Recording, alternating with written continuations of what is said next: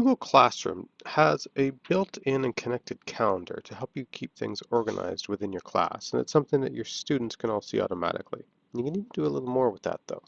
So let's take a look in Classroom here. When I've got my Tyndale 2022 options set up here, and I go ahead and I look at this, right now on the mainstream, I don't see any kind of due dates or events or reminders or anything time related at all really here. The only thing is that these are in fact upcoming. That's about it.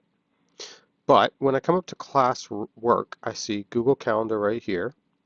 And when I'm on my main menu over here, I also see Calendar right there. In fact, on the main courses section, I actually see Calendar here as well. Now when I click that, or I were to click it here on the menu, same thing, I get this 1 week view of a calendar, sort of, that I can't really change anything other than am I looking at all of my classes at once or just a single calendar? I can scroll between the weeks and I can see what's due here. If I click on that, it'll take me right to the actual event. But not really anything else I can do on this particular calendar. What I can do though, if I come back and I jump into my particular classroom, when I come to the class work page, there, instead of just calendar, I actually see the words Google Calendar because it's letting me know that when I do in fact click that, I'm going to get my Google Calendars popping up. Now, I can turn off mine right now. I'll just get rid of my normal stuff so that it sort of limits me to just right here, Tyndale 2022. And so that's going to be just the events that I currently have on that classroom calendar. So over here I see some assignments that are all due on Friday, but it also means that I can click into anywhere I want this week. Let's say we're going to get ready for this particular assignment on, say, Wednesday at 11. We're going to have a review quiz. And I just need to make sure that as I come down here, that right here, that actual calendar name says what I want it to say. In this case, my Tyndale 2022 classroom. If I say save, it'll go to that calendar. And I know that my kids are going to be able to see that when they visit their Google calendars. They're not going to see it in Classroom though. If I come back to here for a moment and I look at that calendar here, that doesn't appear on Wednesday because it's not connected to anything that's actually in Classroom. It just happens to be the same group.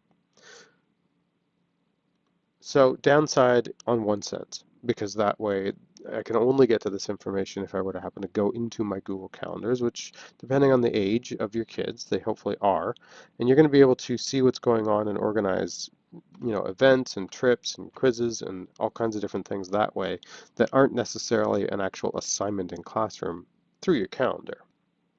The other place that this is useful though is if you needed to communicate with parents.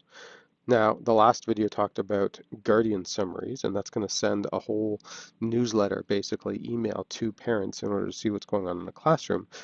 But another way to do that is by sharing the calendar here. So if I were to come over to my classroom calendar here, the 2022 one, and hit the three dots, I have an option to go to my settings and sharing. Well, when I do that, and I come down the page, I have a couple choices here. I could make this public. If I make that public, it means that the whole world technically can see what's going on that calendar. Now, they don't get very many details, even though I've said event details. They're not really seeing anything other than when the history test is going to be due, or whatever assignments might be going on. But what I do gain by doing that, there we go, is that I can now take this calendar and, say, embed it on a Google website if I wanted to. Or I could come to the bottom. I know I've got some links down here. There it is, the public address for this calendar. So I could copy that and then go paste that into, say, an email for the Guardian, send it to them that way and say, hey, if you want to see what else is going on in our classroom, check out the calendar. If you weren't using a, say, Google website to display the calendar or something like that. So you can actually take that information that's both automatically generated by Classroom and the stuff being created by you in your calendar and have all of that appear for parents as well as students, depending on where you want to share that and how you want to show it to people.